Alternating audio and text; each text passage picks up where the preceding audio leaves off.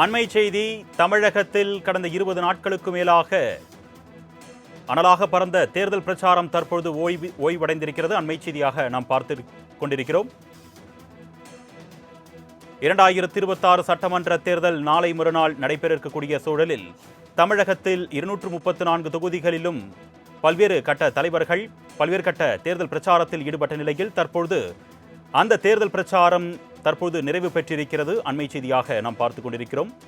இந்த சட்டமன்ற தேர்தலை பொறுத்தவரை தமிழகத்தில் 4 முனை போட்டி நிலவக்கூடிய நிலையில் தமிழகத்தில் சட்டமன்ற தேர்தலுக்கான பிரச்சாரம் தற்போது நிறைவு பெற்றிருக்கிறது.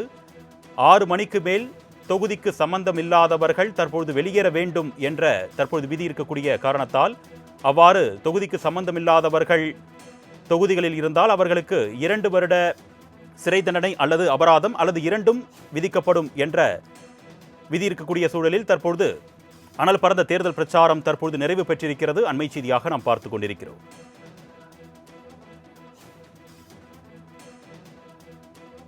தமிழகத்தில் சட்டமன்ற தேர்தலுக்கான பிரச்சாரம் தற்பொழுது நிறைவு பெற்றிருக்கிறது. பரபரப்பாக அனல் பறந்த தேர்தல் பிரச்சாரம் சரியாக 6 மணியுடன் நிறைவு பெற்றிருக்கிறது. அண்மை செய்தியாக பார்த்துக் கொண்டிருக்கிறோம்.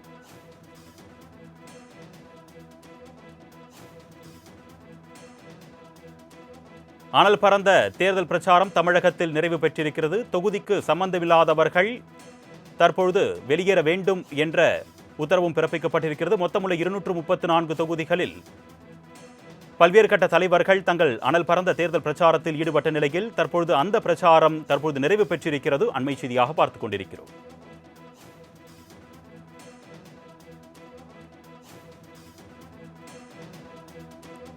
நாளை மறுநாள் தமிழகத்தில் ஒரே கட்டமாக வாக்குப்பதிவு நடைபெற இருக்கிறது. இந்நிலையில் தற்பொழுது தேர்தல் பிரச்சாரம் நிறைவு பெற்றிருக்கிறது. தொகுதிக்கு தொடர்பில்லாதவர்கள் உடனடியாக வெளியேற வேண்டும் என்று தேர்தல் ஆணையம் உத்தரவு பிறப்பித்திருக்கிறது.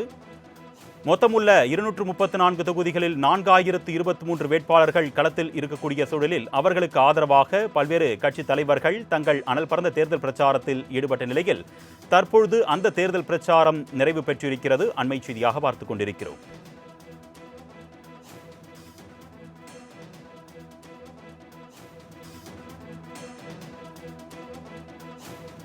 தமிழகத்தில் திமுக கூட்டணி, அதிமுக கூட்டணி, நாம் தமிழர், தவேக என 4 முனை போட்டி நிலவக்கூடிய சூழலில் மொத்தமுள்ள 234 தொகுதிகளில் மொத்தமாக 4023 வேட்பாளர்கள் களம் காண்கிறார்கள். அவர்களுக்கு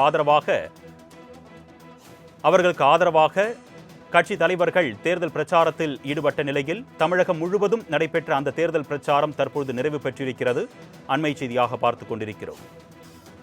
அதன் காரணமாக தொகுதிகளுக்கு சம்பந்தமில்லாதவர்கள் இனிமேல் தொகுதிகளில் இருக்கக்கூடாது என்றும் உடனடியாக வெளியேற வேண்டும் என்றும் தேர்தல் ஆணையம் தரப்பில் உத்தரவு பிறப்பிக்கப்பட்டிருக்கிறது.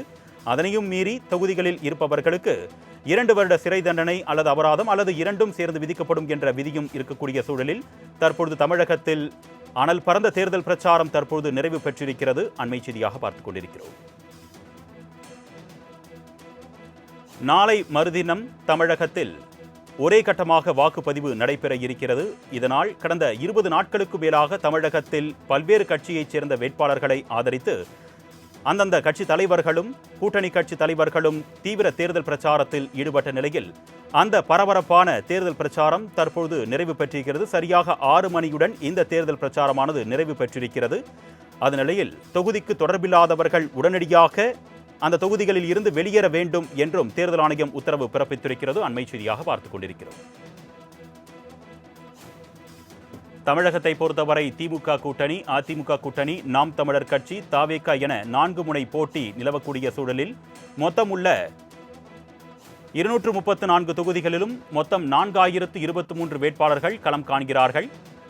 திமுக, அதிமுக, நாம் தமிழர், தவேக என 4 முனை போட்டி நிலவக்கூடிய சூழலில் அந்தந்த கட்சி வேட்பாளர்களை ஆதரித்து தங்கள் கட்சி மற்றும் கூட்டணி கட்சி தலைவர்கள் தங்கள் வேட்பாளர்களை ஆதரித்து தீவிர பிரச்சாரத்தில் ஈடுபட்ட நிலையில் அந்த அனல் பறந்த தேர்தல் பிரச்சாரம் தற்பொழுது ஓய்ந்திருக்கிறது. அண்மை செய்தியாக பார்த்துக் கொண்டிருக்கிறோம்.